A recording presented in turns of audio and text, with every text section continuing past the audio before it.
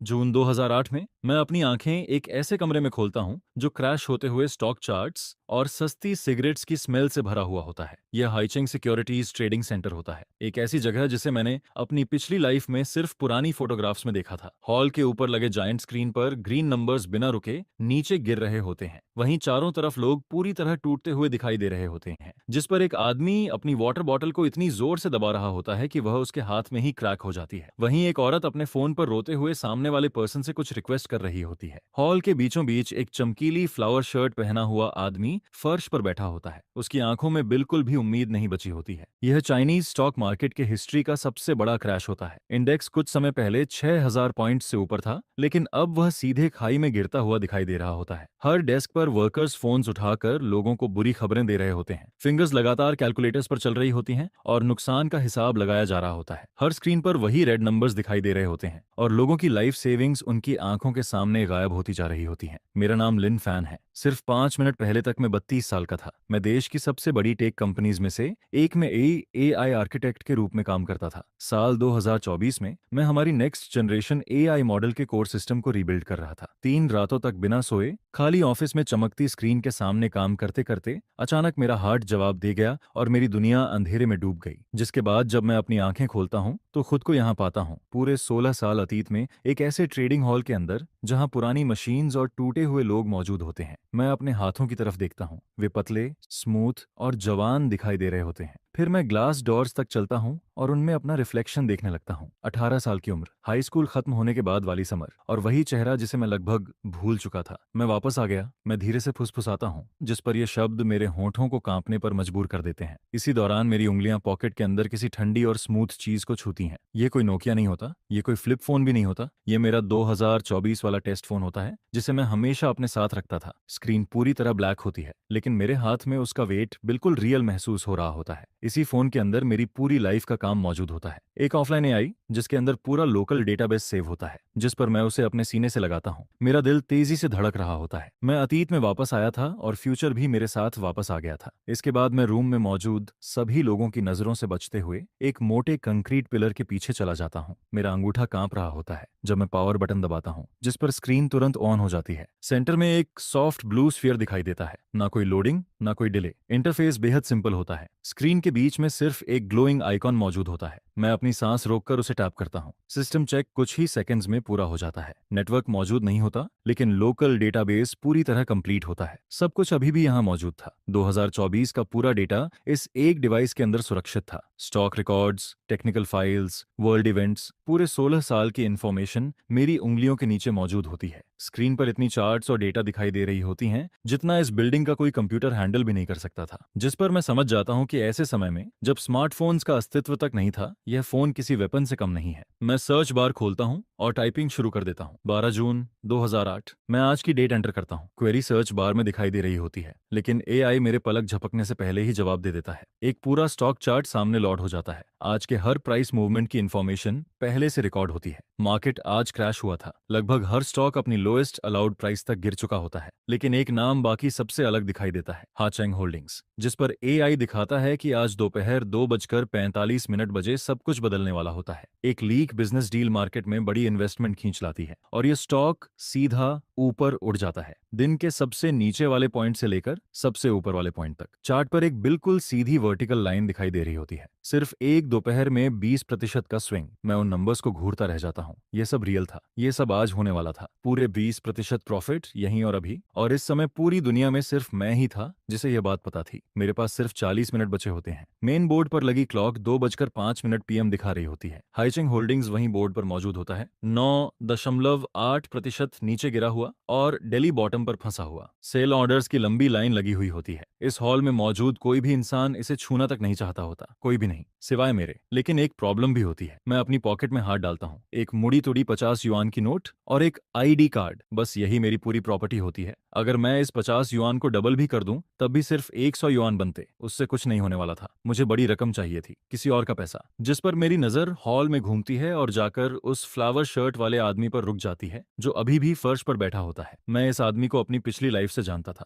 News में इसकी पूरी कहानी दिखाई गई थी। इसका नाम जो दाहू होता है, हाइचिंग का सबसे बड़ा प्राइवेट ट्रेडर। इसने अपना घर, अपनी कार और अपनी जिंदगी की हर आखिरी सेविंग मार्केट में झोंक दी थी। ओरिजिनल टाइमलाइन में यह आदमी आज सब कुछ हार जाता है और फिर इसी बिल्डिंग के बाहर पॉइजन पीकर अपनी लाइफ खत्म कर देता है। अगर कोई उसे नहीं रोकता तो यह आदमी आज रात तक मर चुका होगा। मैं एक सेकंड के लिए अपनी आंखें बंद करता हूँ, जिस पर जब मैं उन्हें दोबारा खोलता हूँ तो सारी नर्वसनेस गायब हो चुकी होती है। इसके बाद मैं उसकी तरफ बढ़ने लगता हूँ। 18 साल का शरीर, 32 साल का दिमाग और हिस्ट्री बदलने के लिए सिर्फ 40 मिनट। दाहू अभी भी अपनी स्टेशन पर बैठा होता है। उसकी आंखें स्क्रीन्स पर गिरते हुए रेड नंबर्स को देख रही होती हैं। अपना पैसा वापस कमाना चाहते हो? मैं धीमी लेकिन स्टेडी आवाज में कहता हूँ। उसके लिए मैं कोई नहीं होता, बस एक टीनेजर डार्क स्वेटर पहने हुए जो उसके सामने खड़ा होता है। वह धीरे धीरे सिर उठाता है। उसे समझ नहीं आता कि मैं उसके पास क्यों आया हूँ, लेकिन अगले ही पल कंफ्यूजन एंगर में बदल जाती है। दफा हो जाओ, मैं बिजी हूँ, वह झुंझलाकर कहता है, जिस पर मैं अपनी जगह से हिलता तक नहीं हूँ। उसके पीछे हाचैंग का चार्ट अभी भी नीचे गिर रहा होता है। वह मुझे फिर देखता है। इस बार उसकी नजर और भी तेज होती है। तुम्हारी पूरी पोजीशन सिर्फ एक स्टॉक में है, हाचैंग होल्डिंग्स। तुम उसमें फंस चुके हो। 8 लाख युआन, सब कुछ उसी में लॉक्ड है। क्या मैं गलत हूँ? मैं शांत होकर कहता हूँ, जिस पर उसके चेहरे का रंग बदल जाता है।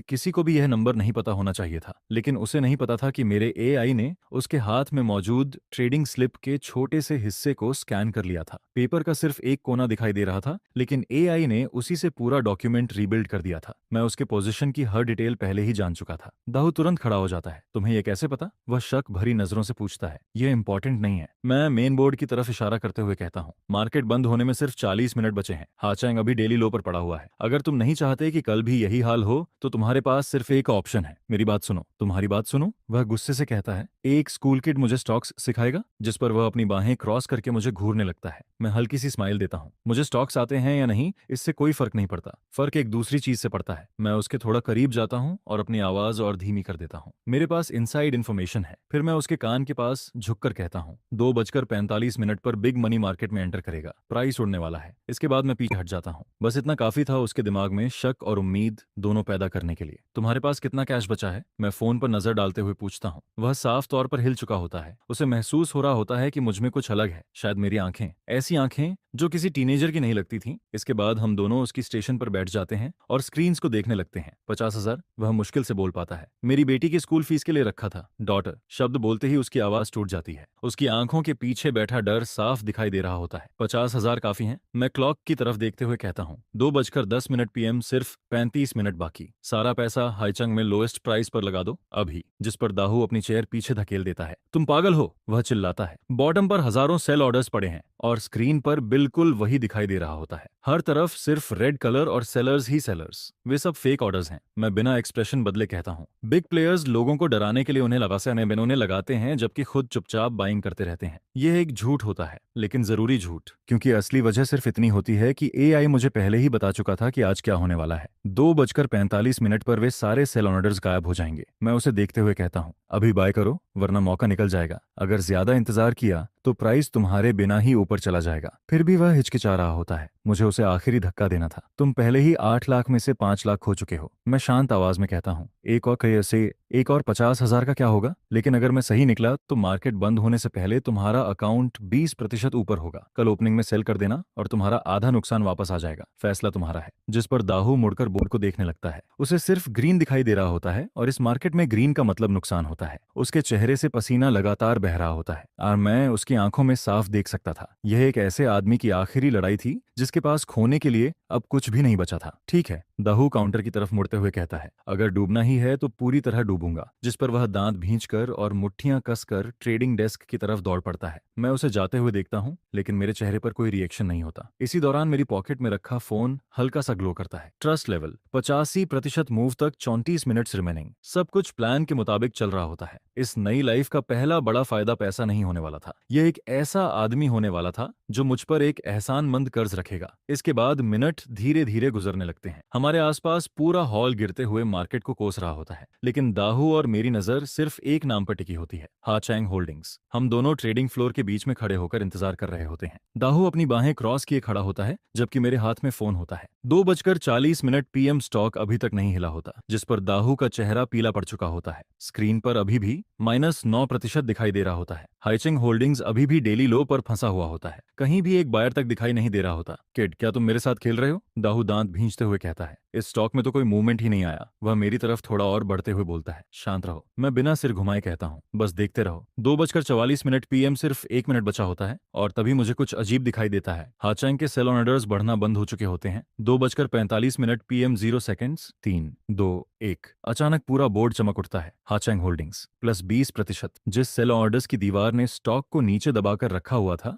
वह एक पल में गायब हो जाती है। पूरे हॉल में लोग अपनी सीट से खड़े हो जाते हैं। बाय ऑर्डर्स एक विशाल लहर की तरह स्क्रीन पर टूट पड़ते हैं और हर प्राइस लेवल को पार करते चले जाते हैं। पास खड़ी एक औरत अपने मॉनिटर को देखकर वहीं फ्रीज हो जाती है। उसका मुंह खुला रह जाता है, जिस पर चार्ट की लाइन डेली लो से सीधा डेली हाई तक पहुंच जाती है। सिर्फ कुछ सेकंड्स के अंदर पूरा हॉल पागल हो उठता है। लोग चिल्ला रहे होते हैं, एक दूसरे की तरफ इशारा कर रहे होते हैं और एक दूसरे के कंधे पकड़कर झकझोर रहे होते हैं। मेरे फोन पर प्रॉफिट नंबर 9000 को पार कर जाता है और फिर मेन बोर्ड भी इसकी कंफर्मेशन दे देता है। हाईचंग होल्डिंग्स डेली लिमिट अब तक पहुंच चुका होता है। दाहू अपनी स्क्रीन को बड़ी बड़ी आंखों से देख रहा होता है। वह हिल तक नहीं रहा होता। उसके अकाउंट में दिख रहे लॉस नंबर्स बदलने लगते हैं। एक एक लाइन करके रेड कलर ग्रीन में बदलता जा रहा होता है। हाईचंग होल्डिंग्स डेली लिमिट कमबैक पूरा हो चुका था। फोन पर प्रॉफिट 19,000 को पार कर जाता है। उसके 50,000 युआन लगभग डबल हो चुके होते हैं सिर्फ 3 मिनट में। डे के सबसे नीचे वाले पॉइंट से लेकर सबसे ऊपर वाले पॉइंट तक सिर्फ 3 मिनट में। जिस पर दाहू इतनी तेजी से अपनी चेयर से उछलकर खड़ा होता है कि चेयर पीछे जाकर दीवार से टकरा जाती है। हमारे आसपास दूसरे ट्रेडर्स अपने डेस्क पर हाथ मार रहे होते हैं। वे खुद पर गुस्सा कर रहे होते हैं कि उन्होंने समय रहते स्टॉक नहीं खरीदा। लेकिन दाहू केओस के बीचों बीच खड़ा होता है। ऐसा लग रहा होता है जैसे कोई आदमी अभी अभी एक भयानक नाइटमेयर से जागा हो। वह काउंटर पर झुककर गहरी सांसें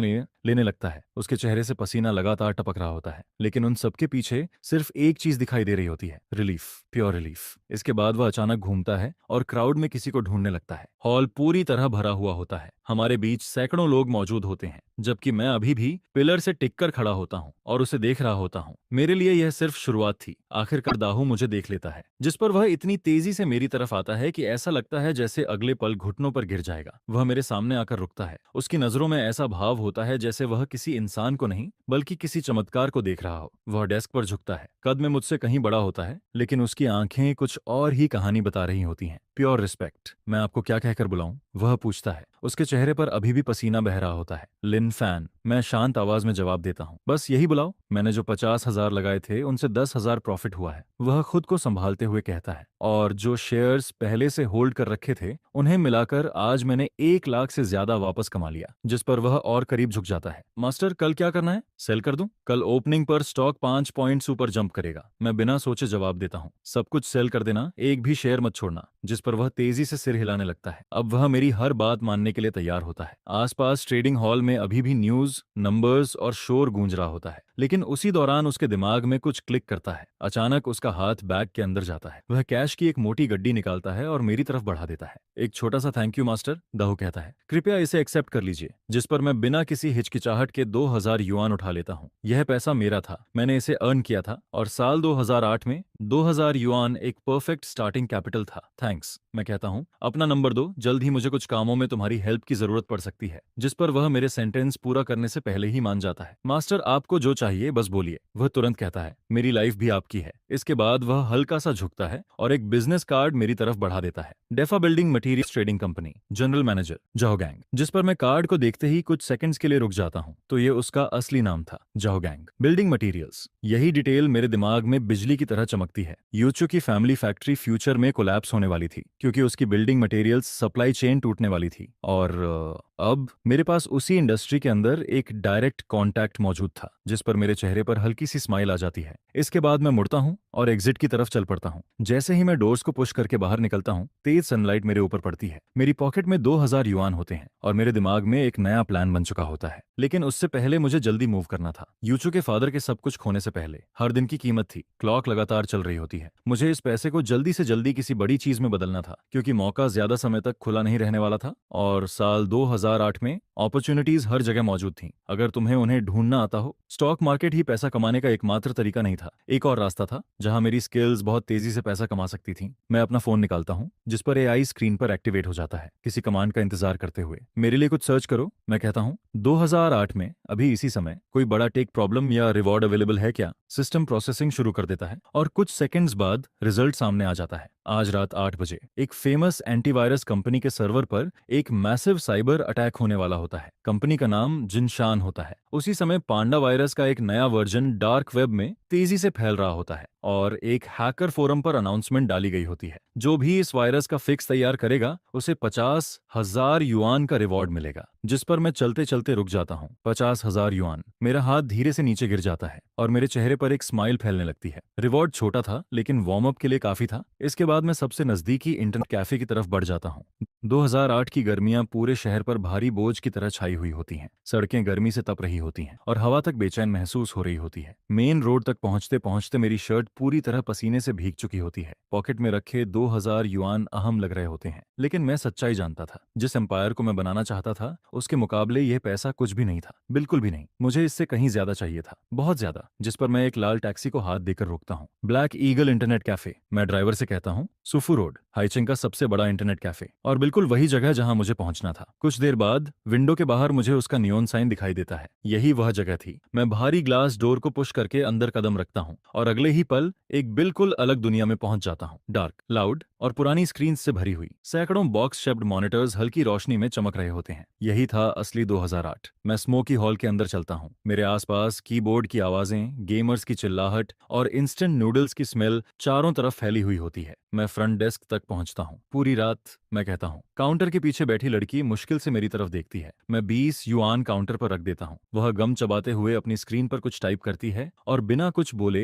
एक कार्ड मेरी तरफ सरका देती है, जिस पर मैं कार्ड उठाता हूँ और अंदर की तरफ बढ़ जाता हूँ। स्मोक के पार, नॉइज के पार, हॉल के सबसे पीछे वाले कॉर्नर तक, जहाँ एक पुरानी मशीन रखी होती है। मैं जिन स्क्रीन्स के पास से गुजरता हूँ उन पर लगभग एक जैसी चीजें चल रही होती हैं। शूटर गेम्स, फैंटेसी गेम्स, छोटे छोटे कैरेक्टर्स विलेजेस के अंदर भागते हुए। आखिरकार मुझे अपनी जगह मिल जाती है। सबसे पीछे वाला कॉर्नर, ज्यादातर मशीन्स बंद पड़ी होती हैं। सिर्फ एक मशीन काम कर रही होती है। उसका माउस धूल की मोटी लेयर से ढका हुआ होता है। लेफ्ट बटन मुश्किल से क्लिक करता है। मैं एक टिश्यू निकालकर उसे साफ करता हूँ। काम चल जाएगा, मैं मन ही मन कहता हूँ। इसके बाद मैं बैठ जाता हूँ और अपने हाथ कीबोर्ड पर रख देता हूँ। तभी बगल से एक ग्रीसी फेस अचानक मेरे सामने आ जाता है, इतना करीब कि मैं तुरंत सिर घुमा लेता हूँ और वहां वह मौजूद होता है। डैपिंग, सॉसेज चबाता हुआ, गोलमटोल चेहरा, वही पुराना अंदाज। डैपिंग, मेरे पूरे हाई स्कूल के 3 सालों का सबसे करीबी दोस्त। मेरी पिछली लाइफ में जब मेरे पास कुछ भी नहीं बचा था, तब इसी इंसान ने अपनी कार बेचकर मेरी मदद की थी। लेकिन इस समय वह सिर्फ एक टीनेजर होता है, 18 साल का, हेडफोन्स लगाए हुए, किसी ऑनलाइन गेम में पूरी तरह खोया हुआ। वह अपने बेबी फेस के साथ मुस्कुराता है। ना कोई चिंता, ना कोई जिम्मेदारी। मैं भी उसे देखकर मुस्कुरा देता हूँ। उसे इस हालत में दोबारा देखना मेरी उम्मीद से कहीं ज्यादा असर करता है। उसकी स्क्रीन पर एक फैंटेसी वर्ल्ड चल रहा होता है। विलेजेस, मार्केट्स और एक छोटा कैरेक्टर मिट्टी वाली रोड पर दौड़ता हुआ। तुम यहाँ कैसे? वह पूछता है। मुझे लगा था कि इन दिनों तुम घर पर आराम कर रहे हो। उसका एक हाथ अभी भी माउस पर होता है। आधा गेम खेल रहा होता है और आधा मेरी तरफ ध्यान दे रहा होता है। इसके बाद वह हेडफोन्स को गर्दन पर खींच लेता है और मेरे जवाब का इंतजार करने लगता है। मैं यहाँ एक जरूरी काम के लिए आया हूँ, मैं मुस्कुराते हुए कहता हूँ, लेकिन ज्यादा कुछ एक्सप्लेन नहीं करता, क्योंकि उसी दौरान मेरी पिछली लाइफ की मेमोरीज एक बार फिर मेरे दिमाग में उभरने लगती हैं। वह अपनी कार की कीज मेरी तरफ बढ़ाता है, चेहरे पर वही बेवकूफी भरी मुस्कान लिए हुए, जिस पर मैं उन कीज को वापस उसकी तरफ धकेल देता हूँ। फीलिंग्स के लिए बिल्कुल भी टाइम नहीं था। हर एक सेकंड पैसे के बराबर था। इसके बाद मैं वापस अपनी स्क्रीन की तरफ मुड़ता हूँ। मॉनिटर पर कोड की लाइनें भरी हुई होती हैं, जबकि मैं ब्राउजर खोलकर गहराई तक सर्च करना शुरू करता हूँ। मेरी उंगलियां तेजी से चलती हैं और मैं एक डार्क वेब एड्रेस टाइप करता हूँ, जिसे दुनिया में बहुत कम लोग पहचान सकते थे। 2008 कंप्यूटर वायरस के लिए सबसे खराब सालों में से एक था, और इसका मतलब था अपॉर्चुनिटी, जिस पर फोरम लॉर्ड होता है। गिटहब, सबसे ऊपर पांडा वायरस की पोस्ट मौजूद होती है और उसका रिवॉर्ड अभी भी ओपन पड़ा होता है। स्क्रीन की ग्लो मेरे चेहरे पर पड़ रही होती है। यहीं से रियल काम शुरू होता है। मेरी उंगलियां लगातार चलती रहती हैं और मैं उस पुराने कंप्यूटर में लाइन दर लाइन कोड टाइप करता जाता हूँ। डिजिटल वर्ल्ड के अंदर एक बड़ा स्टॉर्म तैयार हो रहा होता है। देश की सबसे बड़ी एंटीवायरस कंपनीज पर कोऑर्डिनेटेड अटैक होने वाला था। मेरा 2024 वाला फोन मॉनिटर के बगल में डेस्क पर रखा होता है। उसकी स्क्रीन पहले से ही एक नेटवर्क मैप दिखा रही होती है, जिसे इस दौर का कोई भी डिवाइस जनरेट नहीं कर सकता था। मैंने कुछ ही पल पहले उसे पॉकेट से निकाला था। हेलो डिप्लॉयड, जिस पर फोन एक केबल के जरिए इस टूटे फूटे कंप्यूटर से कनेक्टेड होता है और वह पहले से ही काम करना शुरू कर चुका होता है। मैं आगे बढ़कर उसकी डार्क स्क्रीन पर टैप करता हूँ। कमांड मैं सिर्फ अपने दिमाग में देता हूँ। Transparent transfer mode activate, take over this machines full access. AI तुरंत कनेक्ट हो जाता है। फ्यूचर की 16 साल आगे की टेक्नोलॉजी एक सिंगल केबल के जरिए 2008 के कंप्यूटर में फ्लो होने लगती है। फोन की स्क्रीन हल्की सी ग्लो करती है। डिस्प्ले पर एक मैसेज दिखाई देता है, जिसे सिर्फ मैं देख सकता हूँ। Host access confirmed. Scanning network, जिस पर मैं फोन को कीबोर्ड के सामने स्थिर पकड़ लेता हूँ और उसे अपना काम करने देता हूँ। फिर अचानक एक वार्निंग पॉपअप होती है। रेड टेक्स्ट, काउंटडाउन टाइमर्स और सबसे ऊपर सिर्फ एक शब्द, alert. High risk worm detected, storm 1 hidden code present, full outbreak इन 15 मिनट्स। स्टॉर्म 1, यह नाम सुनते ही मैं कुछ पल के लिए रुक जाता हूँ। अपनी पिछली जिंदगी में यही वायरस जून 2008 में आया था और अपने रास्ते में आने वाली हर चीज को बर्बाद कर गया था। इसने पूरे देश के लगभग 1/3 इंटरनेट कैफेज को डाउन कर दिया था। पूरे के पूरे रूम्स मशीन से भरे हुए एक साथ डेड हो गए थे। वायरस सीधा मैनेजमेंट सिस्टम पर अटैक करता था, जो हर कैफे की सबसे बड़ी वीकनेस थी, जिसके बाद वह हर स्क्रीन पर पॉपअप एड्स की बाढ़ ला देता था और मशीन्स पूरी तरह बेकार हो जाती थीं। कैफे ओनर्स एक ही रात में सब कुछ खो बैठे थे और उनमें से ज्यादातर फिर कभी बिजनेस ओपन नहीं कर पाए। मैं आज रात यहाँ सिर्फ कोड लिखने और बोंटी कलेक्ट करने आया था। मैंने कभी नहीं सोचा था कि यह वायरस पहले से ही यहाँ मौजूद होगा, इसी नेटवर्क के अंदर छिपा हुआ, ब्लास्ट होने का इंतजार करता हुआ। मैं मॉनिटर पर घूमते हुए कोड को देखता हूँ और मेरे होंठों के कोने पर हल्की सी मुस्कान आ जाती है। तभी हॉल के दूसरी तरफ से एक जोरदार चीख सुनाई देती है। ब्लू स्क्रीन, वही ब्लू स्क्रीन जिससे हर कंप्यूटर यूजर डरता है। व्हाइट टेक्स्ट, फ्रोजन मशीन और ऐसा सिस्टम जिसमें आप कुछ नहीं कर सकते। इसके बाद और आवाजें सुनाई देने लगती हैं। पूरा मेन फ्लोर पैनिक में चला जाता है। Admin, admin, everything's crashed. जिस पर मैं अपने कोने से सिर उठाकर देखता हूँ। एक के बाद एक स्क्रीन्स ब्लू होती जा रही थी और मैं यह सब ऐसी शांति से देख रहा था जैसी शायद मुझे महसूस नहीं करनी चाहिए थी। वायरस डोमिनो इफेक्ट की तरह फैल रहा था। एक मशीन दूसरी को गिरा रही थी, दूसरी तीसरी को। फिर ब्लू स्क्रीन ब्लैक हो जाती है और उनके बीच एक स्कल दिखाई देता है, रेड टेक्स्ट के साथ। वांट टू अनलॉक, 50 युआन पर मशीन। बिल्डिंग का हर मॉनिटर वही स्कल और वही डिमांड दिखा रहा होता है। एक ग्रीन हुडी पहना हुआ लड़का अपना माउस इतनी जोर से पटकता है कि डेस्क में क्रैक आ जाता है, जिस पर उसके बगल वाला लड़का पसीने में भीगा हुआ अपनी डेड स्क्रीन को घूरता रह जाता है। तभी कैफे ऑनर बैक रूम से भागता हुआ बाहर आता है। हल्के नीले शर्ट में एक भारी भरकम आदमी, जिसके ग्लासेस मुश्किल से चेहरे पर टिके हुए होते हैं। डोंट पैनिक, वह चिल्लाते हुए सबसे नजदीकी कीबोर्ड पर हाथ मारता है। मैं सर्वर रीस्टार्ट कर रहा हूँ, बस 1 सेकंड दो। लेकिन उसे बिल्कुल अंदाजा नहीं होता कि यह कितना बेकार साबित होने वाला है। रीस्टार्ट कुछ भी नहीं बदलता। रेड लॉक तुरंत वापस आ जाता है, यहाँ तक कि उसका बिलिंग कंप्यूटर भी लॉक हो जाता है। उसका पूरा बिजनेस, हर मशीन, हर सिस्टम पूरी तरह फ्रीज हो चुका था। अब उसकी आंखों में पैनिक साफ दिखाई दे रहा था। 300 सीट्स, वीकेंड नाइट, और एक भी मशीन काम नहीं कर रही थी। वह रेड लाइट से भरे रूम के बीच खड़ा होकर चिल्लाता है और उसकी आवाज तक कांप रही होती है। जो भी इसे ठीक करेगा उसे पूरे 1 साल का फ्री इंटरनेट मिलेगा। लेकिन कोई जवाब नहीं देता। जिस पर वह अपना पुराना नोकिया फोन निकालता है, जिसकी स्क्रीन बेहद छोटी होती है।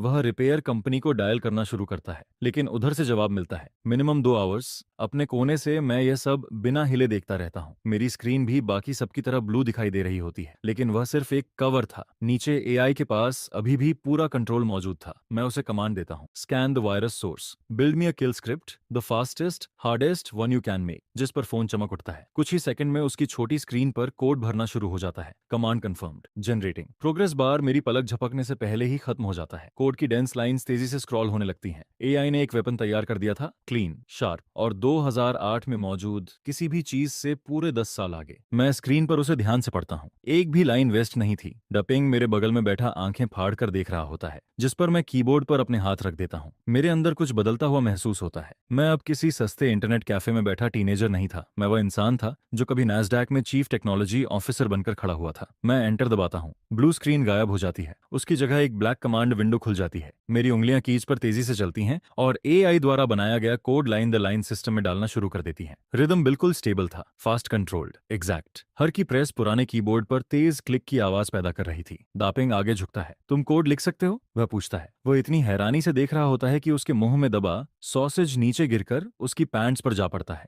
लेकिन मैं कोई जवाब नहीं देता। मेरी नजरें स्क्रीन पर टिकी रहती हैं। विंडो के ऊपर प्रोग्राम का नाम ग्लो कर रहा होता है, किलर स्टॉर्म। डैपिंग कमांड्स को स्क्रॉल होते हुए देखता रहता है। असल में मैं एआई के आउटपुट को ऐसे कोड में ट्रांसलेट कर रहा था जिसे 2008 की मशीन समझ सके। वेपन एआई ने बनाया था। मेरा काम उसे इस दुनिया के हिसाब से फिट करना था जो अभी उसके लिए तैयार नहीं थी। 5 मिनट बाद मैं आखिरी कैरेक्टर टाइप करता हूँ, फिर जोर से एंटर दबा देता हूँ, जिस पर डपिंग मेरे बगल में हल्का सा उछल पड़ता है। एक ग्रीन प्रोग्रेस बार स्क्रीन पर भरना शुरू हो जाता है। Local scan complete, broadcasting patch to all machines. मेरी मशीन क्लीन हो चुकी थी। फिक्स पहले से ही पूरे नेटवर्क में फैलना शुरू कर चुका था। मेरे बगल वाली स्क्रीन पर अभी भी रेड स्कल दिखाई दे रहा होता है, लेकिन फिर वह ब्लिंक करता है और स्कल गायब हो जाता है। उसकी जगह विंडोज एक्सपी डेस्कटॉप लोड हो जाता है। Blue sky, green hills. इसके बाद एक एक करके पूरी रो की मशीन्स वापस चालू होने लगती हैं। रूम के दूसरी तरफ बैठा एक लड़का खुशी से चेयर से उछल पड़ता है। तीसरी मशीन, चौथी मशीन, 5वीं मशीन, पूरा फ्लोर दोबारा जिंदा होने लगता है। एक के बाद एक स्कल गायब होते जाते हैं और उनकी जगह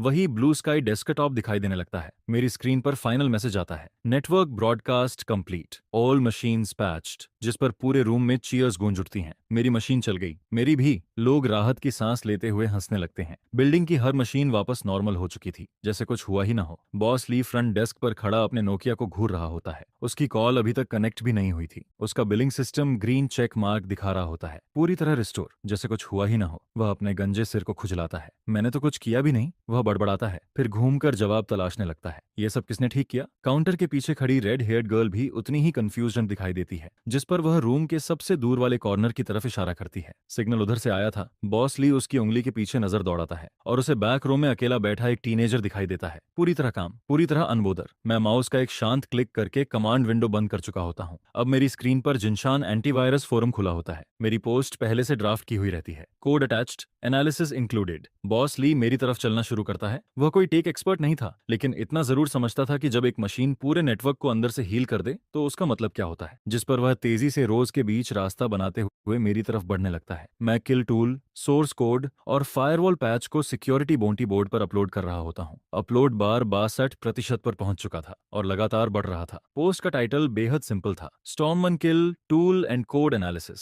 बोंटी, 50,000 युआन। मेरे पीछे बॉस ली खड़ा रह जाता है। उसका मुंह आधा खुला हुआ था। शौक इतना ज्यादा था कि वह एक शब्द भी नहीं बोल पा रहा था। दापिंग भी मेरे पीछे खड़ा सांस रोके हुए था, पूरी तरह फ्रोजन। वह मुझे ऐसे घूर रहा था जैसे मैं किसी स्पेसशिप से निकल कर आया हूँ। तुम सीक्रेटली हैकर कब बन गए? वह पूछता है, लेकिन मैं फिर भी कोई जवाब नहीं देता। बॉस ली अब भी मेरे पीछे खड़ा होता है। फोरम बाकी सब हैंडल कर लेगा, मैं सिर्फ इतना कहता हूँ। उसी समय शहर के दूसरी तरफ एक ब्राइट ऑफिस के अंदर कोड वेरिफिकेशन सिस्टम चल रहा होता है, 20% और लगातार बढ़ता हुआ। दर्जनों इंजीनियर्स अपनी डेस्क पर बैठे होते हैं, सिर हाथों में दबाए हुए, और वही लड़ाई लड़ रहे होते हैं, उसी वायरस के खिलाफ जिसे मैं अभी अभी हरा चुका था। उसी समय ऑफिस में बैठे एक इंटर्न की नजर फोरम पर पड़ी किसी चीज पर जाती है और वह तुरंत आवाज लगाता है। किसी ने ऑनलाइन एक किल टूल पोस्ट किया है, जिस पर फोरम पोस्ट पहले से लाइव होती है। फुल डाउनलोड अवेलेबल था, कोड अटैच्ड था, टैप अप और स्टार्ट बटन भी रेडी पड़ा था। लेकिन टीम लीड अपनी डेस्क पर बैठे बैठे बिना देखे ही उसे इग्नोर कर देता है। अभी फोरम्स पर टाइम वेस्ट मत करो, शायद क्लिकबेट होगा, वह कहता है, या फिर वायरस का कोई नया वेरिएंट होगा,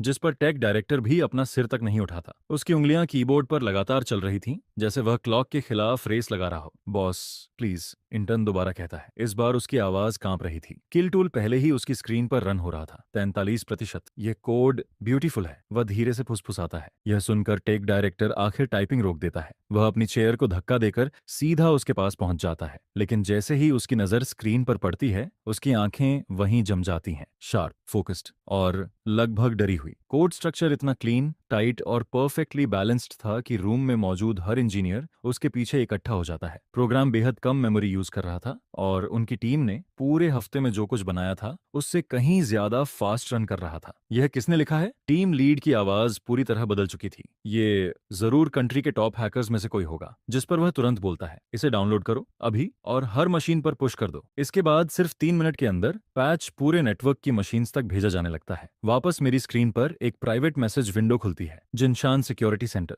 वेरीफाइड अकाउंट, जिस पर मैसेज आता है, friend your code is perfect, you bought us real time. उसी वक्त मेरा फोन वाइब्रेट करता है। बैंक नोटिफिकेशन, 50,000 युआन पहले ही मेरे अकाउंट में ट्रांसफर हो चुके थे। लेकिन मैसेज यही नहीं रुकता, बीजिंग आना चाहोगे? अपनी सैलरी खुद बताओ। जिस पर मैं हल्का सा मुस्कुराता हूँ और सिर्फ 2 शब्द टाइप करता हूँ, स्टिल स्टडिंग। फिर विंडो बंद कर देता हूँ। 50,000 युआन बोंटी से, 2,000 युआन स्टॉक मार्केट से। अब मेरा स्टार्टिंग कैपिटल तैयार था। मैं खड़ा होता हूँ और फोन अनप्लग कर देता हूँ, फिर पीछे मुड़ता हूँ। बॉस ली काउंटर के पास खड़ा मुझे ऐसे घूर रहा होता है जैसे मेरे सिर से दूसरा सिर निकल आया हो। शायद वह पूरे समय वहीं खड़ा था। कोई चांस है कि मेरे इंटरनेट फीस माफ कर दो? मैं फ्रेंडली स्माइल देते हुए पूछता हूँ, जिस पर बॉस ली लगभग अपने ही पैरों में उलझकर गिर जाता है। फ्री, सब फ्री, जब चाहो आओ, ड्रिंक्स भी फ्री। वह हाथ रगड़ते हुए मुस्कुरा रहा होता है। फिर वह पूछता है, अभी जो वायरस था तुमने कैसे? System hole? मैं बीच में ही जवाब दे देता हूँ, मैंने आपका सर्वर पहले ही पैच कर दिया है। अब इस तरह की चीज दोबारा अंदर नहीं घुस पाएगी। मैं ये बात ऐसे बोलता हूँ जैसे वायरस फिक्स करना जूते के लेस बांधने जितना आसान हो। जिस पर बॉस ली सिर हिलाता है। अगर यह पूरी रात चलता रहता तो मैं 10,000 युएन खो देता। Thank you. वह मुस्कुराते हुए काउंटर के पीछे हाथ डालता है और 1,000 युआन इंटरनेट कार्ड निकालकर मेरी तरफ बढ़ा देता है, लेकिन मैं सिर हिला देता हूँ। कार्ड अपने पास रखिए, बस इतना इतना करिए कि जब डपिंग आए तो उसके लिए बेस्ट मशीन सेव रखिए। यह सुनते ही मेरे पीछे खड़ा डपिंग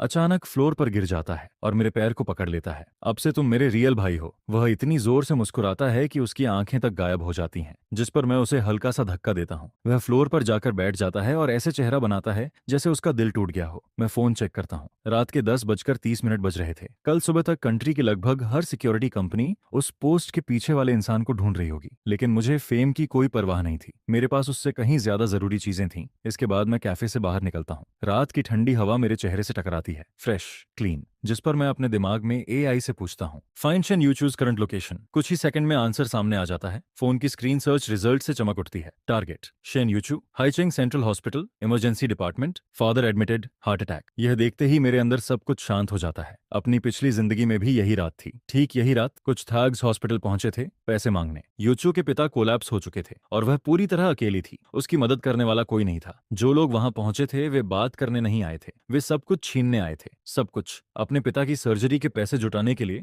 यूचू ने अपने ही खून से कॉन्ट्रैक्ट साइन किया था। वह उस रिच किड के सामने तक भीख मांगने गई थी, उसी इंसान के सामने जिसने उसकी पूरी जिंदगी बर्बाद कर दी थी। वह रात उसकी जिंदगी के टूटने की शुरुआत थी और मेरी भी। लेकिन इस बार नहीं। मैं तुरंत एक टैक्सी रोकता हूँ और पीछे वाली सीट में बैठ जाता हूँ। ड्राइवर रियर मिरर से मुझे देखता है। सेंट्रल हॉस्पिटल, मैं कहता हूँ, जितना फास्ट जा सकते हो उतना फास्ट। डबल फेयर दूंगा, जिस पर टैक्सी तुरंत आगे दौड़ पड़ती है। टायर गीली सड़क को चीरते हुए निकलते हैं। मैं पॉकेट में रखे फोन को कसकर पकड़ लेता हूँ। उस अकाउंट में पड़े 50,000 युआन सिर्फ पैसे नहीं थे, वे मेरी दूसरी जिंदगी का पहला रियल वेपन थे। बारिश और वाइपर्स के बीच अंधेरे में हॉस्पिटल का रेड क्रॉस दिखाई देता है। मैं ड्राइवर को पैसे थमाता हूँ और सीधे बारिश के बीच दौड़ पड़ता हूँ। ठंडी बारिश मेरे चेहरे पर पड़ती है और एक सेकंड के लिए मेरा दिमाग पूरी तरह क्लियर हो जाता है। मैं ग्लास डोर्स को धक्का देकर अंदर घुसता हूँ, पूरी तरह भीगा हुआ, लेकिन पहले से कहीं ज्यादा शार्प। हॉस्पिटल लॉबी में केमिकल्स और गीले कपड़ों की स्मेल फैली हुई थी। मुझे डायरेक्शंस पूछने की जरूरत नहीं थी। इस जगह का हर टर्न मेरी मेमोरी में जला हुआ था। इमरजेंसी ऑब्जर्वेशन एरिया, बेड 302, जिस पर मैं कॉरिडोर में अपनी स्पीड थोड़ा धीमी कर देता हूँ। अब भी पानी मेरे कपड़ों से टपक रहा था। हॉलवे लंबा फैला हुआ था, पेशेंट्स और चिंतित फैमिलीज से भरा हुआ। अपनी पिछली जिंदगी में मैं बहुत देर से पहुंचा था। जब मैं वहां पहुंचा था तब यूचू खाली हॉल के आखिर में अकेली बैठी थी। उसकी गोद में खून से सना डेट नोट पड़ा था और उसकी आंखें पहले ही मर चुकी थीं। यह याद मुझे आगे बढ़ने पर मजबूर कर देती है। मैं कॉर्नर मुड़ता हूँ। सेम हॉलवे, सेम नाइट, लेकिन इस बार मैं देर से नहीं पहुंचा था। इमरजेंसी रूम के बाहर 5 या 6 आदमी उसे चारों तरफ से घेर कर खड़े थे। सबने ब्लैक टैंक टॉप्स पहने हुए थे। सबसे आगे खड़ा आदमी गंजा था, भारी शरीर, दोनों बाजुओं पर टैटूज, गले में मोटी गोल्ड चेन और चेहरे पर साफ लिखा था कि उसका सब्र खत्म हो चुका है। मैं वॉल के किनारे रुककर देखने लगता हूँ। तुम्हारा बूढ़ा खत्म हो चुका है, गंजा आदमी कहता है। फैक्ट्री हमारे हवाले कर दो, डेबिट क्लियर हो जाएगा। पेपर साइन करो, अभी साइन कर दो, सर्जरी का खर्चा हम देंगे। सिंपल डील, वरना आज रात कोई भी उस डोर के अंदर नहीं जाएगा। और फिर वह वहां खड़ी होती है, यूचू, उन सबके बीच, इमरजेंसी रूम के डोर के सामने, दोनों हाथ फैलाकर, पूरा रास्ता रोकते हुए। उसके भीगे बाल उसके सफेद चेहरे से चिपके हुए थे। वह किसी भी पल टूट सकती थी, लेकिन फिर भी अपने होंठ काट कर खड़ी थी। एक कदम भी पीछे नहीं, एक भी नहीं। उसने डोर को अपने पूरे शरीर से ब्लॉक किया हुआ था। यह हॉस्पिटल है, वह चिल्लाती है, तुम लोग यहाँ ऐसा नहीं कर सकते। उसकी आवाज कांप रही थी, लेकिन उसके अंदर कुछ बहुत मजबूत भी था। वह अपना फोन ऊपर उठाती है। 110 पहले से डायल था, कॉल टाइमर चल रहा था। गंजा आदमी अपनी उंगलियां चटकाता है। पुलिस बुला ली? वह हंसता है। डेट तो पे करना ही पड़ता है, दुनिया ऐसे ही चलती है। पुलिस भी यही जानती है। यूचू अपनी जगह से नहीं हटती, लेकिन उसे उसकी कोई परवाह नहीं थी। वह मुस्कुराता है और उसकी तरफ हाथ बढ़ा देता है। अंदर जाओ, वह अपने आदमियों से कहता है। उस बूढ़े की ऑक्सीजन लाइन निकाल दो, फिर देखते हैं कितनी जल्दी साइन करती है। यह सुनकर कुछ डॉक्टर्स और नर्सेज आगे बढ़ते हैं, लेकिन थग्स की एक नजर उन्हें वापस पीछे धकेल देती है। यूचू अपनी आंखें बंद कर लेती है। वह पूरी तरह अकेली खड़ी थी और मैं दूर से ही महसूस कर सकता था कि वह अंदर से टूट रही थी। तभी गंजे आदमी का हाथ उसके कंधे की तरफ बढ़ता है, लेकिन उसके छूने से पहले ही मैं उसकी कलाई पकड़ लेता हूँ। हॉस्पिटल में ट्रबल क्रिएट कर रहे हो, मैं ठंडी आवाज में कहता हूँ। बहुत स्मार्ट मूव नहीं है, जिस पर पूरा कॉरिडोर एकदम शांत हो जाता है। यूचू की आंखें तुरंत खुल जाती हैं। अब मैं उनके और उसके बीच खड़ा था। बारिश का पानी अब भी मेरे कपड़ों से टपक रहा था। मैं उसकी तरफ नहीं देखता, सीधे उस आदमी की आंखों में देखता हूँ और अपनी पूरी ठंडक अपनी नजरों में भर देता हूँ। वह मुझे पहचानती थी। Lin Fan, same school, different class, लेकिन आज रात से पहले हमने कभी एक दूसरे से बात नहीं की थी। स्कूल में मैं सिर्फ वह क्वाइट स्टूडेंट था जो हमेशा फर्स्ट रैंक लाता था। हमारे घर कुछ गलियों की दूरी पर थे, लेकिन हमारी दुनियाएं कभी नहीं टकराई थीं। हॉल में मौजूद हर डॉक्टर और पेशेंट पीछे हट चुका था, सिर्फ मैं आगे आया था। वांग क्वांग के चेहरे पर सरप्राइजेस आधे सेकंड तक रहता है, फिर उसकी जगह गुस्सा ले लेता है। वह पूरी ताकत से अपनी कलाई छुड़ाने की कोशिश करता है, लेकिन मेरी ग्रिप नहीं छूटती। वह मुझसे दोगुना बड़ा था, फिर भी खुद को छुड़ा नहीं पाता। कहां से आ गया तू छोटे पंख, वह गुर्राता है। लंबे और शांत कॉरिडोर में अब सिर्फ हम दोनों खड़े थे। किसी लड़की के लिए हीरो बन रहा है, वह ताना मारता है। मरना है क्या, जिस पर वह अपना दूसरा मुक्का पीछे खींचता है, लेकिन मैं पलक तक नहीं झपकाता, क्योंकि मेरे दिमाग के अंदर ये आई पहले से रन कर रहा था। Face scan, full search, everything at once. मैं फोन निकालता हूं, मुझे सिर्फ 1 सेकंड चाहिए था। स्क्रीन चमक उठती है। मैच फाउंड, टारगेट वांग क्वांग, उसका पूरा नाम, उसका स्ट्रीट नेम, उसका पूरा रिकॉर्ड, सब कुछ मेरे सामने खुल जाता है। हाइचिंग में मौजूद लोन शार्क गैंग का लो लेवल बॉस, और उसकी सबसे बड़ी वीकनेस, वह अपने बॉस के कलेक्शन मनी में से चोरी कर रहा था अपने गैम्बलिंग लॉसेस कवर करने के लिए। मुझे जो कुछ चाहिए था वह सब सिर्फ 1 सेकंड में मिल गया, जिस पर मैं उसकी कलाई छोड़ देता हूं और हल्का सा धक्का देता हूं, लेकिन वह हल्का सा धक्का भी उसे 2 कदम पीछे लड़खड़ाने पर मजबूर कर देता है। मैं लड़ना नहीं चाहता, मैं शांत आवाज में कहता हूं। इसके बाद मैं पॉकेट में हाथ डालता हूं और एक टिश्यू निकालता हूं, फिर मुड़कर उसे यूचू की तरफ बढ़ा देता हूं। अपना चेहरा पोंछ लो, वरना बीमार पड़ जाओगी। वह बिना कुछ बोले टिश्यू ले लेती है, लेकिन उसकी आंखें मुझ पर टिकी रहती हैं, जैसे मैं आसमान से गिरा कोई इंसान हूं। यह देखकर वांग क्वांग का चेहरा मरोड़ खा जाता है, क्योंकि उसकी दुनिया में कोई उसे इग्नोर करके बच नहीं सकता था। जिस पर वह अपने आदमियों पर चिल्लाता है और वे सब कॉरिडोर में मेरी तरफ दौड़ पड़ते हैं, लेकिन मैं वापस वांग क्वांग की तरफ मुड़ता हूं और अपनी नजरें उसकी आंखों में गड़ा देता हूं।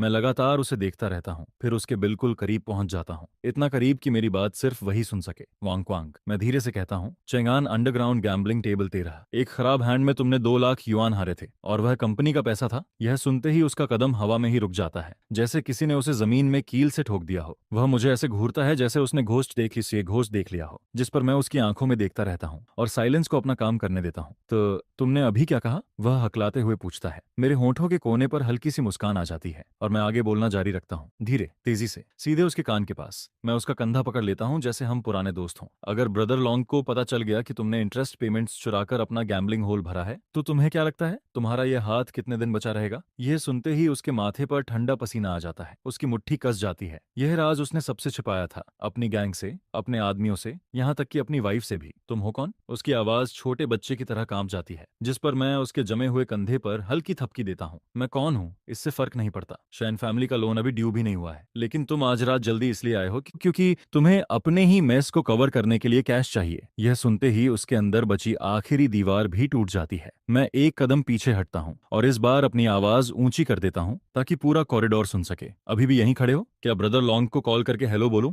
असल में मेरे पास ब्रदर लॉन्ग का नंबर तक नहीं था। मैं तो ये भी नहीं जानता था कि वह दिखता कैसा है, लेकिन जब किसी इंसान के पास इतना बड़ा सीक्रेट हो तो वह रिस्क नहीं ले सकता। जब सही इंफॉर्मेशन आपके हाथ में होती है तो सब कुछ आपके हाथ में होता है। जिस पर वांग क्वांग का चेहरा 2 सेकंड में 3 बार रंग बदलता है। वह सोच रहा था, अगर इस लड़के के सच में कनेक्शंस हुए तो वह रिस्क नहीं ले सकता था। वह अपने दांत इतनी जोर से भींचता है कि उनकी आवाज तक सुनाई देती है। फाइने, वह चिल्लाता है, फिर मेरे पीछे खड़ी यूचू की तरफ उंगली दिखाता है। आज इस ब्रैट ने तुम्हें बचा लिया, लेकिन डेट वहीं रहेगा, 3 दिन। अगर 3 दिन बाद भी पैसा नहीं मिला तो मैं इस बिल्डिंग को उखाड़ दूंगा। जिस पर उसके आदमी मुड़ जाते हैं और सिर झुकाकर कॉरिडोर से बाहर निकलने लगते हैं। कुछ ही पलों में हॉलवे फिर से शांत हो जाता है। तब जाकर मेरे कंधे थोड़े ढीले पड़ते हैं। अगर वांग क्वांग उन लोगों में से होता जो पहले नाइफ निकालते हैं और बाद में बात करते हैं, तो मेरा पूरा प्लान सिर्फ इतना था कि यूचू को पकड़कर भाग जाऊं। लेकिन एआई का डेटा परफेक्ट था और बाकी काम उसके डर ने कर दिया। इसके बाद मैं मुड़कर यूचू की तरफ देखता हूँ। वह अभी भी दोनों हाथों से उस टिश्यू को पकड़े हुए थी, जैसे वही एक चीज उसे खड़ा रखे हुए हो। और तभी वह टूट जाती है।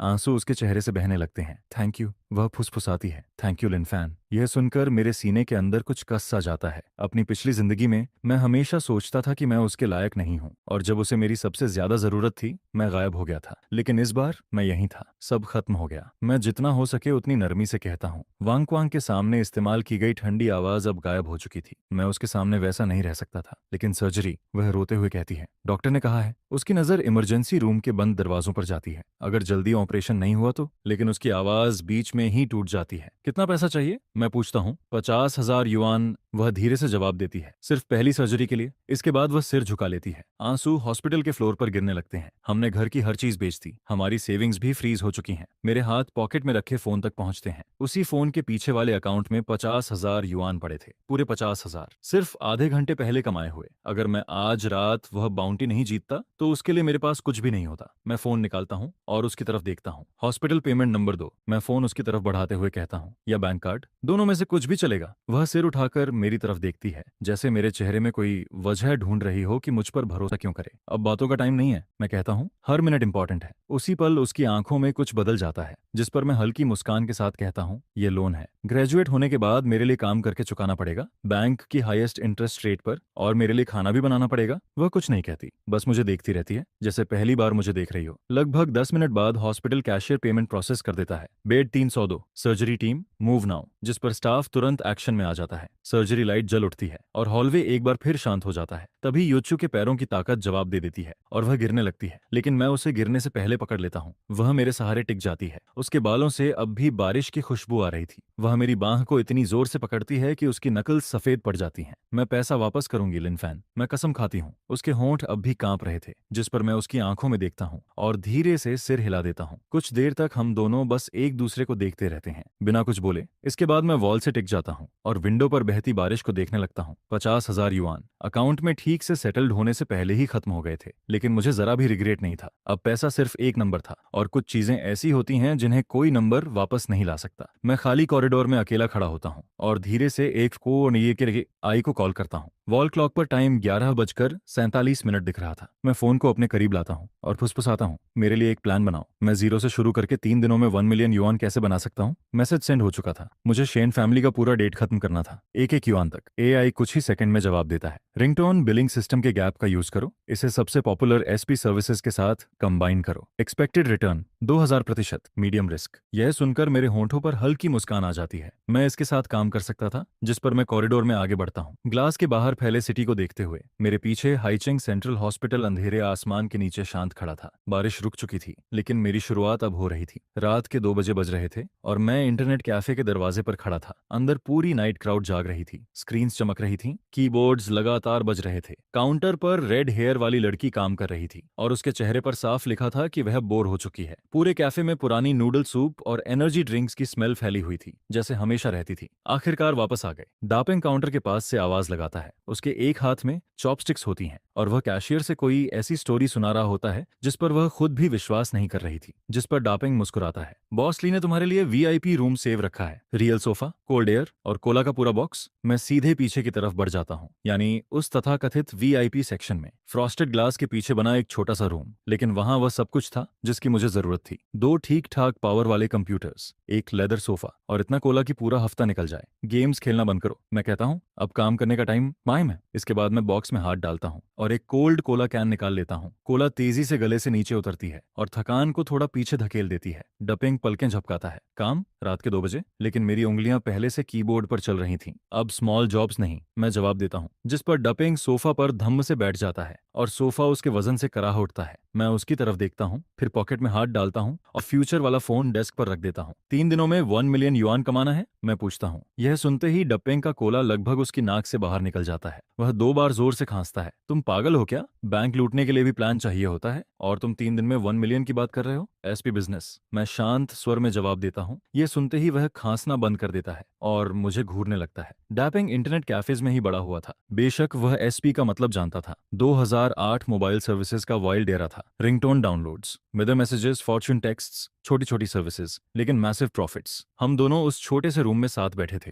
जहां सिर्फ हमारी स्क्रीन्स की लाइट थी। मेरे हाथ कीबोर्ड पर चलते रहते हैं और मैं पूरा प्लान समझाना शुरू करता हूँ। प्रॉब्लम यह है कि पूरा बिजनेस डेंजरस मिडिलमैन के हाथ में है। उनमें से कुछ तो लगभग गैंग्स की तरह हैं, जिस पर डपिंग सिर हिलाता है। और फोन कैरियर्स भी अब वॉच कर रहे हैं, वह कहता है। पुराने स्कैम कोड्स अब उनके फिल्टर्स को क्रॉस नहीं कर पाते। मैं मुस्कुराता हूँ। किसने कहा कि हम कोई स्कैम करने वाले हैं? जिस पर मैं दूसरा कंप्यूटर ऑन कर देता हूँ। मेरी उंगलियां कीबोर्ड पर टिकती हैं, बिल्कुल स्टेडी और हल्की। हम कुछ ऐसा बना रहे हैं जो लोग सच में चाहते हैं और जिसके लिए वो खुशी खुशी पैसे भी देंगे। जिस पर मैं उसकी तरफ मुड़कर सीधे देखता हूँ। तुम्हारा कजन एरहू, वो एक एएसपी कंपनी में चैनल मैनेजर है, सही? और उसके पास मोबाइल बिलिंग कोड्स का एक्सेस भी है। ये कहते हुए मैं हल्का सा ग्रिन करता हूँ, जिस पर दापिंग की आंखें बड़ी हो जाती हैं। तुम्हें ये कैसे पता? मैंने तो उसके बारे में कभी कुछ बताया ही नहीं। मैं कोई एक्सप्लेनेशन नहीं देता। अभी उसे कॉल करो, मुझे फर्क नहीं पड़ता वो कहाँ है। बस उसे बोलो कि मेरे पास ऐसी डील है जो उसके मंथली नंबर्स को 10 गुना बढ़ा सकती है। जिस पर डपिंग समझ ही नहीं पाता कि मैं पागल हूँ या बाकी सबसे 3 कदम आगे चल रहा हूँ। लेकिन फिर भी वह अपनी फटी हुई जीन्स से पुराना नोकिया निकालता है और नंबर डायल करना शुरू कर देता है। जब वह अपने कजन को नींद से उठाकर मनाने की कोशिश कर रहा होता है, तब तक मैं अगले स्टेप पर पहुंच चुका होता हूँ। मैं एआई फोन उठाता हूँ और उसे कुछ साइलेंट कमांड्स देता हूँ, जिस पर स्क्रीन टेक्स्ट से भरने लगती है। Target platforms, Symbian S60, J2ME। पीछे डपिंग फोन पर पसीना बहाते हुए अपने कजन को यकीन दिलाने की कोशिश कर रहा होता है। वहीं दूसरी तरफ एआई लगातार बिल्ड करता जा रहा होता है। स्क्रीन पर एक एक करके कोर फीचर्स दिखाई देने लगते हैं। कोड खुद ब खुद लिखना शुरू कर देता है, इतनी स्पीड से कि कोई भी प्रोग्रामिंग टीम उसका सपना भी नहीं देख सकती। एक मैसेजिंग ऐप जो लगभग हर फोन पर काम कर सकता है और जिसमें ऐसे ट्रिक्स होते हैं जिनसे मैसेजेस लगभग फ्री में भेजे जा सकते हैं। बाहर मेन हॉल में कैफे गेमर से भरा हुआ होता है, जिन्हें जरा भी अंदाजा नहीं होता कि इस छोटे से बैक रूम में क्या जन्म ले रहा है। जिस पर एआई अपने फ्यूचर डेटाबेस में पहुंचकर हर चीज को 2008 के हार्डवेयर के हिसाब से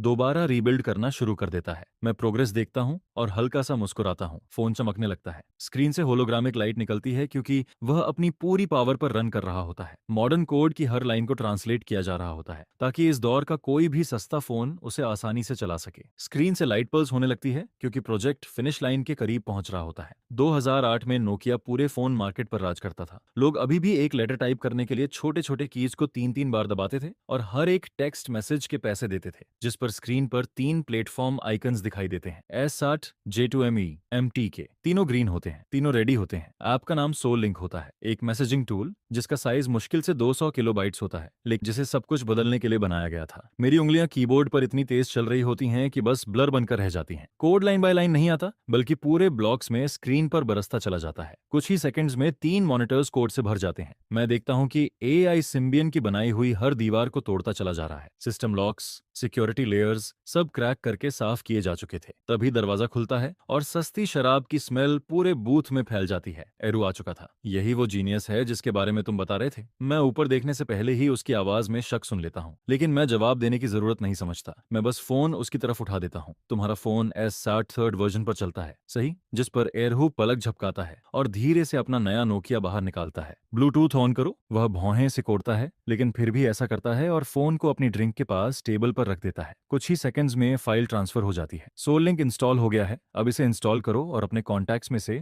किसी को भी मैसेज भेजकर देखो। एरहू अपनी स्क्रीन को संदेह भरी नजरों से देखता है। अगर इससे मेरे फोन में वायरस आया तो मैं तुम दोनों की हड्डियां तोड़ दूंगा। जिस पर मैं सीट पर पीछे टिक जाता हूं और उसकी धमकी को हवा की तरह गुजरने देता हूं। ऐप उसके दोबारा कंप्लेन करने से पहले ही इंस्टॉल हो जाता है। अरहू उसे खोलता है और टाइपिंग शुरू करता है। छोटे कीज पर सिर्फ 2 लेटर्स, लेकिन उसी पल उसके चेहरे का एक्सप्रेशन पूरी तरह बदल जाता है। ऐप उसके सेंटेंस को पूरा प्रेडिक्ट कर देता है उससे पहले कि वह उसे पूरा टाइप करे। वह दोबारा कोशिश करता है, इस बार कुछ बदतमीजी वाली बात लिखकर, लेकिन प्रेडिक्शन फिर भी बिल्कुल परफेक्ट निकलती है। जिस पर उसके चेहरे पर अनचाही स्माइल आ जाती है। टॉप राइट कॉर्नर में देखो, क्रश टेस्ट बटन दबाओ। एरहू कंधे उचकाता है और बटन दबा देता है, जिस पर पिंक स्क्रीन खुलती है जिसमें फ्लोटिंग हार्ट्स तैर रहे होते हैं। अपनी क्रश का नंबर डालो और पता करो कि वो भी तुम्हें पसंद करती है या नहीं। मैं उसे पूरा सिस्टम करीब से दिखाता हूँ। जिस पल वह डिटेल्स पढ़ता है, उसकी आंखों के पीछे कुछ बदल जाता है। ये फीचर पागलपन है। तुमने लोगों की फीलिंग्स के साथ खेलने के लिए ये बनाया है। लेकिन यह कहने के बाद वह एक सेकंड भी नहीं रुकता। वह तुरंत एक लड़की का नंबर क्रश टेस्ट में डाल देता है। कुछ ही पल बाद स्क्रीन पर रिजल्ट आता है, सेंट।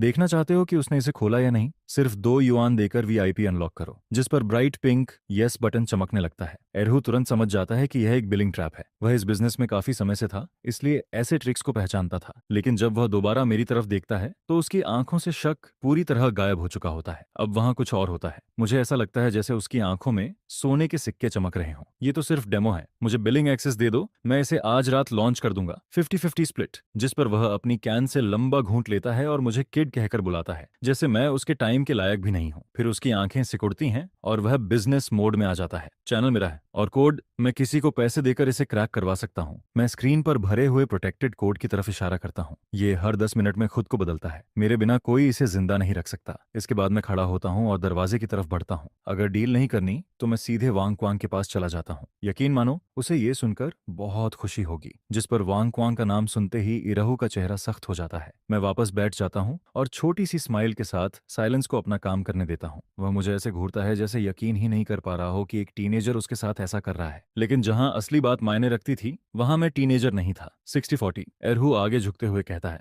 मैं 60 लूंगा। मोबाइल कंपनी में भी लोगों को खुश रखना पड़ता है, लेकिन मैं जरा भी नहीं हिलता। 50-50 और डेली पेमेंट्स। हर दोपहर पिछले दिन का शेयर सीधे मेरे अकाउंट में आएगा, 1 सेंट भी कम नहीं। जिस पर पूरा कमरा शांत हो जाता है। सिर्फ कंप्यूटर फैंस की आवाज सुनाई दे रही होती है। अचानक एरहू अपनी जांघ पर हाथ मारता है। ठीक है, डील। अगर तुमने सच में ये कर दिखाया तो मैं तुम्हें बॉस बुलाऊंगा। इसके बाद वह अपनी जैकेट में हाथ डालता है। उसकी उंगलियों में लाल धागे से बंधी एक छोटी USB ड्राइव लटक रही होती है। मैं उसे ले लेता हूँ। सभी बड़े कैरियर्स का बिलिंग एक्सेस एक छोटी सी ड्राइव में मौजूद था। इसके बाद अगले 6 घंटे कब गुजर गए किसी को पता ही नहीं चला। दापिंग कमरे के कोने में बैठा होता है और उसकी उंगलियां बिजली की तरह चल रही होती हैं। वह हर फोरम और मैसेज बोर्ड पर एड्स पोस्ट कर रहा होता है। प्रमोशन कॉपी AI ने तैयार की थी। हर हेडलाइन ऐसी थी जो यंग लोगों को क्लिक करने पर मजबूर कर दे। Find out who has a crush on you, the secret confession tool everyone's using. सुबह 7 बजे तक ये पोस्ट्स हर जगह लाइव हो चुकी थीं। जब डपिंग मार्केटिंग संभाल रहा होता है तब मैं अभी भी कोड में डूबा हुआ होता हूँ। Payment systems, billing codes, carrier connections, मैं एक एक चीज सोल लिंक में जोड़ता चला जाता हूँ। Cloud storage, network setup, backup servers, सब कुछ स्टेप बाय स्टेप तैयार होता जाता है। मैं बाहर के सर्वर स्पेस को रिले की तरह यूज करता हूँ और हर कमजोर जगह को कवर कर देता हूँ। धीरे धीरे सूरज की पहली किरणें गंदे पर्दों के बीच से अंदर आने लगती हैं। मेरी आंखें जल रही होती हैं। पूरी रात बिना सोए रहने की वजह से उनमें लाल लकीरें दिखाई दे रही होती हैं। आखिरकार मैं आखिरी की दबाता हूँ,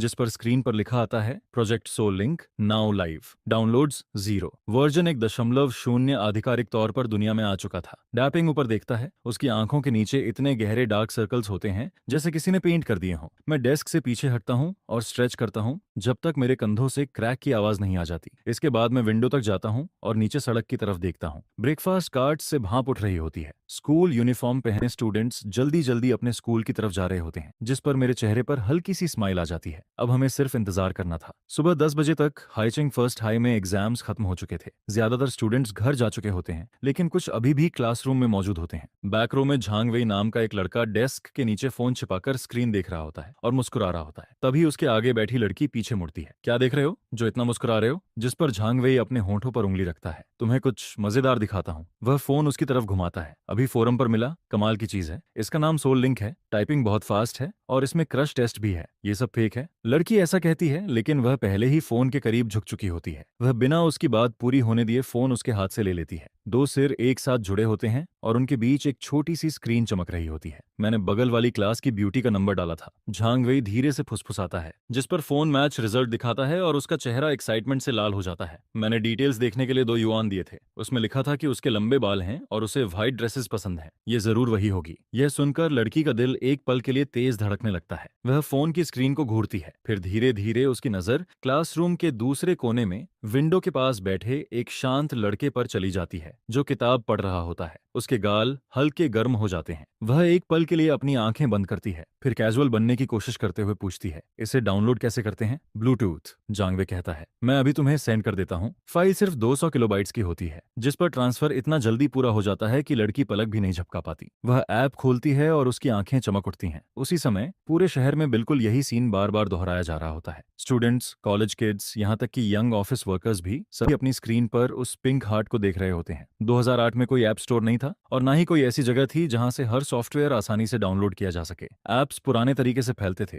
ब्लूटूथ, इंफ्रारेड और फोन फोरम्स पर वायरल पोस्ट्स के जरिए। फोन से फोन, पर्सन से पर्सन, डेस्क से डेस्क। शुरुआत में ग्रोथ काफी स्लो होती है। एक बार में सिर्फ एक यूजर जुड़ता है, लेकिन जैसे ही लोगों के बीच इसकी चर्चा फैलनी शुरू होती है, चीजें बदलने लगती हैं और क्रश टेस्ट वही हुक बन जाता है जो किसी को भी इसे छोड़ने नहीं देता। क्रश टेस्ट सीधे हर यंग पर्सन की सबसे कमजोर जगह पर हिट करता है। हर किसी की कोई ना कोई सीक्रेट क्रश होती है और अब उनके पास यह पता लगाने का तरीका भी होता है कि सामने वाला भी वही फील करता है या नहीं। भला ऐसे ऑफर को कौन मना कर सकता था? सिर्फ 2 युआन, एक कोला की कीमत और बदले में उम्मीद का एक छोटा सा टुकड़ा। दोपहर हो चुकी होती है। मैं ब्लैक ईगल के वीआईपी बूथ में वापस बैठा इंतजार कर रहा होता हूँ। डपेंग आखिरकार थक कर डेस्क पर मुंह के बल सो चुका होता है। उसके मुंह से हल्की ड्रूल भी निकल रही होती है। मैं अपनी स्क्रीन पर चल रहे लाइन ग्राफ को देख रहा होता हूँ। मेरे पास कोला की एक बोतल रखी होती है जो इतनी देर से हाथ में थी कि अब नहाने के पानी जितनी गर्म लग रही थी। डैपिंग खर्राटे मारता रहता है और तभी स्क्रीन पर नंबर्स बढ़ना शुरू हो जाते हैं। ठीक दोपहर 12 बजे ग्राफ की लाइन अचानक ऊपर की तरफ शूट करती है। 2000 यूजर्स, 5000 यूजर्स, 8000 यूजर्स और ग्रोथ अभी भी जारी रहती है,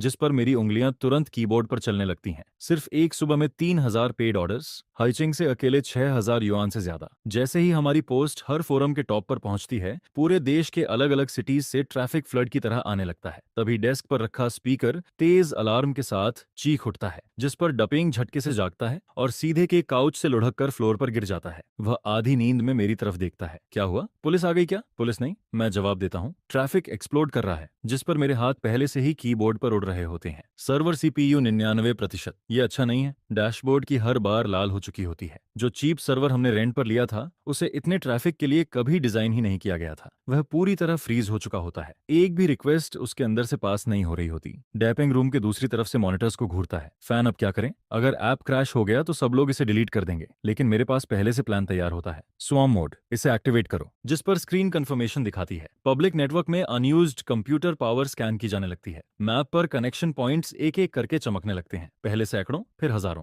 1000 से भी ज्यादा मशीन्स नेटवर्क से जुड़ जाती हैं। जितने भी आइडल कंप्यूटर्स मेरी पहुंच में होते हैं, वे सब हमारे नेटवर्क का हिस्सा बन जाते हैं। सारा ट्रैफिक अब उनके बीच डिस्ट्रीब्यूट होने लगता है। कानूनी तौर पर यह शायद सही नहीं था, लेकिन इस वक्त रूल्स इंतजार कर सकते थे। कुछ ही पल बाद रेड वार्निंग गायब हो जाती है। सीपीयू यूसेज 30% पर गिर जाता है। सिस्टम स्टेबल हो जाता है। उसी समय हाइचिंग के बीचों बीच एक ऊंची बिल्डिंग के ऑफिस में एरहू की दोपहर बिल्कुल अलग गुजर रही होती है। एसपी कंपनी की रिपोर्ट्स उसकी डेस्क पर ढेर बनाकर पड़ी होती हैं, लेकिन वह उन्हें छूता तक नहीं। वह गर्मी में पसीना बहाते हुए फोन पर कार्ड गेम खेल रहा होता है। तभी उसका ऑफिस डोर जोर से खुलता है। एक टेक वर्कर हांफता हुआ अंदर दौड़कर आता है। बॉस, कुछ बड़ा हुआ है। एरहू मुश्किल से उसकी तरफ देखता है। शांत हो जाओ, क्या हुआ है? टेक वर्कर टेबल का सहारा लेकर सांस लेता है। पेमेंट चैनल रेवेन्यू पागलों की तरह बढ़ रहा है। यह कहते हुए वह प्रिंटेड डेटा का मोटा बंडल डेस्क पर पटक देता है। 4 घंटे में 20,000 पेमेंट रिक्वेस्ट्स, और अभी भी बढ़ रहा है। जिस पर अरहू इतनी तेजी से खड़ा होता है कि उसकी चेयर पीछे गिर जाती है। वह रिपोर्ट पर झुककर हर लाइन पढ़ने लगता है। 20,000 ऑर्डर्स, हर ऑर्डर 2 युआन का, मतलब 4 घंटे में 40,000 युआन। उसकी मुट्ठी अपने आप कस जाती है। इस स्पीड से एक दिन में 2,40,000 युआन और एक महीने में 7 मिलियन से भी ज्यादा। जब ज्यादातर लोग महीने के 2,000 युआन कमाते थे, तब यह अमाउंट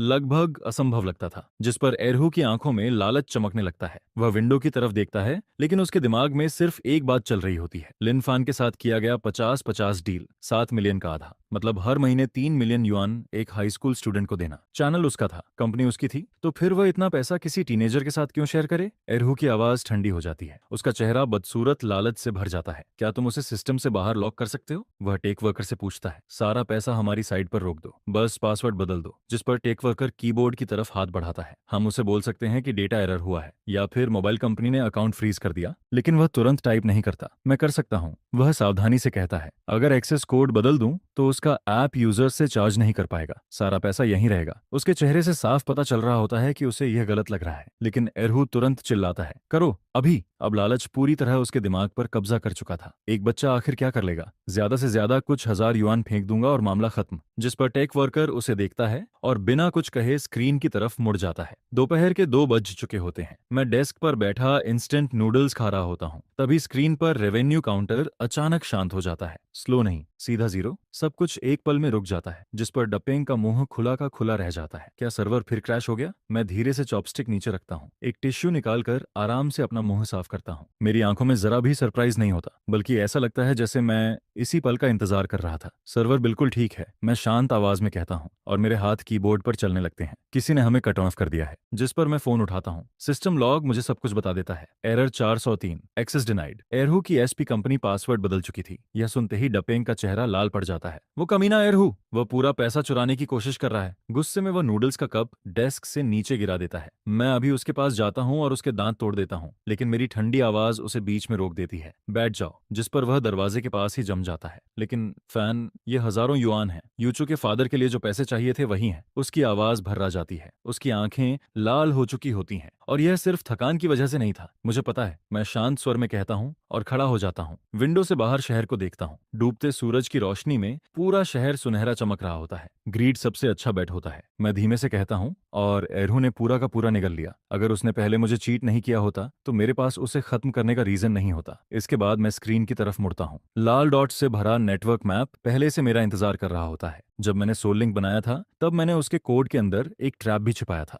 ऐसा ट्रैप जिसे कोई नोटिस नहीं कर सकता था। एक लॉजिक बॉम्ब, इतना गहराई में छिपा हुआ कि कोई अच्छा प्रोग्रामर भी उसे ढूंढ नहीं सकता था। उसका ट्रिगर बहुत सिंपल था। अगर पेमेंट कनेक्शन 3 बार से ज्यादा फेल हो जाए तो बॉम्ब एक्टिवेट हो जाता है। तभी मेरा फोन वाइब्रेट करता है। कंफर्मेशन मैसेज आ चुका होता है। बॉम्ब पहले ही एक्टिवेट हो चुका था। उसने एरहू की कंपनी के हर बिजनेस चैनल को लॉक कर दिया था। एक भी चैनल नहीं बचा था, और साथ ही चाइना मोबाइल को अनोनिमस रिपोर्ट भी भेज दी गई थी, पिछले 3 सालों के इलीगल चार्जिंग प्रूफ्स के साथ। वह मेरा पैसा लेना चाहता था। मैं उसका पूरा बिजनेस लेने वाला था। उसी समय एरहू अपने ऑफिस में बैठा फ्यूचर मिलियंस का हिसाब लगा रहा होता है। तभी बिल्डिंग की हर स्क्रीन एक साथ फ्लिकर करती है। दोनों मॉनिटर्स चमकदार लाल रंग में बदल जाते हैं। क्रिटिकल सिस्टम एरर, जिस पर पूरे ऑफिस की स्क्रीन पर एक ही वार्निंग दिखाई देती है, system failure, core database destroyed. और तभी उसकी डेस्क पर रखा लाल फोन बजने लगता है। मोबाइल कंपनी के इन्वेस्टिगेशन डिपार्टमेंट की डायरेक्ट लाइन। अरहू कांपते हाथों से कॉल उठाता है। स्पीकर से एक ठंडी आवाज आती है, तुम्हारी कंपनी आखिर कर क्या रही है? हमें हजारों कंप्लेंट्स और इलीगल चार्जिंग के प्रूफ्स मिले हैं। मामला सीधे गवर्नमेंट कंप्लेंट ऑफिस तक पहुंच चुका है। अगर डूबना है तो हमें साथ मत घसीटना। कॉल कट जाती है और एरहू का चेहरा पूरी तरह सफेद पड़ जाता है। उसके पैरों से ताकत निकल जाती है। वह सीधा फ्लोर पर गिर पड़ता है। फोन उसके हाथ से फिसलकर दूर चला जाता है। वह डेस्क के नीचे पड़ा लाल स्क्रीन को घूरता रहता है। सब खत्म हो गया। वह फुसफुसाता है, वो लड़का शैतान है। सिर्फ 5 मिनट बाद मेरा फोन बजता है। स्क्रीन पर एरहू का नाम दिखाई देता है। मैं 2 रिंग तक उसे बजने देता हूँ, फिर कॉल उठाता हूँ। मैं कुछ नहीं कहता, बस सुनता हूँ। Boss Fan please. एरहू गिड़गिड़ाता है, मुझसे गलती हो गई, इसे रोक दो। उसकी आवाज टूट रही होती है। इन्वेस्टिगेटर्स रास्ते में हैं। अगर मैं जेल गया तो तुम्हारा पैसा भी चला जाएगा। अब आखिरकार उसे डर का असली मतलब समझ आ चुका था। मैं चेयर पर पीछे टिक जाता हूँ। जब तुमने पासवर्ड बदला था तब तो काफी कॉन्फिडेंट लग रहे थे।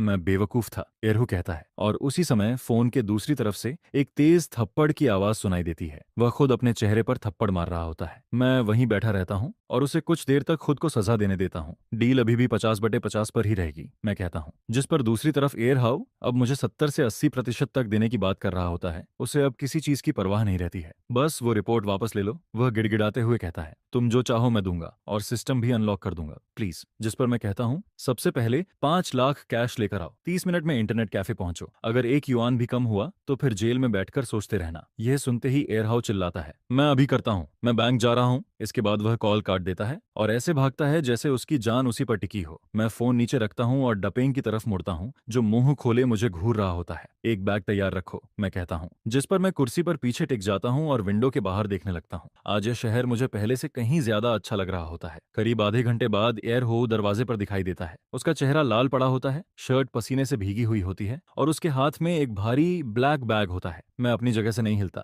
वह मुझे ऐसे घूरता है जैसे मैं कोई ऐसी चीज हूं जिसका होना ही नहीं चाहिए था। इसके बाद वह बिना कुछ बोले कैश वाला बैग डेस्क पर रख देता है। उसके जबड़े से लगातार पसीना टपक रहा होता है। यह देखकर डपेंग की आंखें बड़ी हो जाती हैं। लड़का ऐसा लग रहा होता है जैसे उसे सांस लेना ही भूल गया हो। टेबल पर 100 युआन की 50 गड्डियां एकदम सीधी लाइन में रखी होती हैं। मैं उन्हें गिनने की भी जरूरत नहीं समझता। मैं कोड की कुछ लाइंस टाइप करता हूं और एंटर दबा देता हूं। हो गया, जिस पर सिस्टम तुरंत वापस ऑनलाइन हो जाता है। लेकिन एयरहाउ ये नहीं जानता होता कि रिपोर्ट पहले ही भेजी जा चुकी थी। बस उसका हल्का वर्जन, जो सिर्फ फाइन लगवाने के लिए काफी था। आखिर मुझे अभी उसकी कंपनी को चलते रहना था। एयरहाउ के जाने के बाद मैं डेस्क पर रखे 5 लाख युआन को देखता रहता हूँ। आज की कमाई जोड़कर मैं कल तक 1 मिलियन तक पहुंच जाऊंगा। इतना पैसा यूचू के फैमिली डेट को खत्म करने के लिए काफी होता है। तभी मेरा फोन फिर वाइब्रेट करता है। इस बार नंबर बीजिंग का होता है और अननोन होता है। मैं कॉल उठाता हूँ। क्या आप मिस्टर क्यू हैं, सोल लिंक के डेवलपर? उसकी आवाज तेज और आत्मविश्वास से भरी होती है, ऐसी आवाज जो कभी नो सुनने की उम्मीद नहीं करती। हम टीएक्स की इन्वेस्टमेंट टीम से हैं। आपके प्रोडक्ट के नंबर्स काफी इंप्रेसिव हैं। क्या आप इसे सेल करने में इंटरेस्टेड हैं? यह सुनकर मेरी आंखें सिकुड़ जाती हैं। और अगर आपने मना किया, वह आगे कहती है, तो हम कल तक आपके प्रोडक्ट को पूरे इंटरनेट से गायब कर सकते हैं। मेरी फोन पर पकड़ और मजबूत हो जाती है, जिस पर मैं हल्का सा मुस्कुराता हूँ। तो आखिरकार यह शुरू हो ही गया था। मुझे अपनी पिछली जिंदगी की यह बात अच्छी तरह याद रहती है।